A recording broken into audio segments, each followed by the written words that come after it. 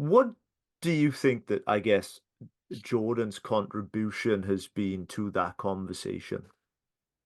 Well, I think Jordan acts as a bridge, and I think that that's really, in some ways, even the way that I was attracted to his work really at the outset, which is that I had been working on certain things and certain ideas with my brother for many years, but it was like there was something missing to connect it to the culture. And when I heard Jordan, I was like, that's it.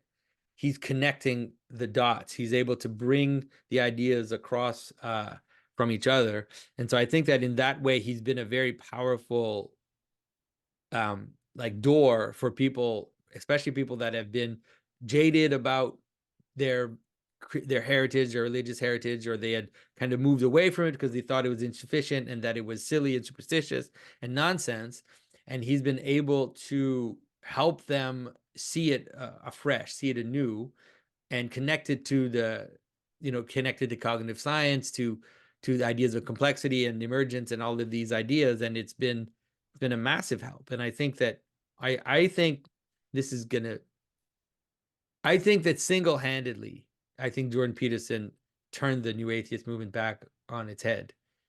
And that the aggressive culture winning stance that the new atheists had, in the early 2010s, let's say, is gone. Like, it's gone. They're actually on the retreat and on the they're on the defensive. And I think Jordan Peterson has done that almost single-handedly, which is an astounding thing to watch, to be honest. Um, and so we can be really grateful to him for that. And so, the thing to watch is to see, how far he's going to take his own conclusion. That's the big discussion about Jordan, is like, then what? Like, what does it mean? I don't know. Like, he hasn't totally decided yet what it means, like what his own conclusions mean, because he tends to take things from the psychological point of view, right? He kind of limits himself in the way that Jung limits himself in his work, which is to say, I don't say anything about the metaphysical claims. I'm just talking about how this is an analogical, like how these religious stories or religious practices are analogical to perception, to the way in which humans create meaning, participate in meaning.